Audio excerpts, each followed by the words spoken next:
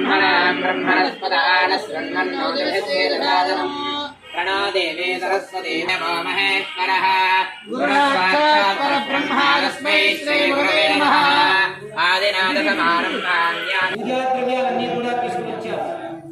అలాగే మనం బయట నుంచి వచ్చాం, మన శరీర శుద్ధ్యాలన్నీ కూడా తీసుకొచ్చాం.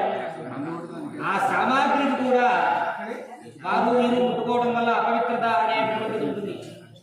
కాబట్టి అటువంటి అపవిత్రతను పోగొట్టి ఈ స్థలానికి అలాగే భగవంతుడికి మనకి పూజా ద్రవ్యాలన్నీ కూడా శుద్ధి కలగాలనేటటువంటి సంకల్పంతో పుణ్యహం అనేటువంటి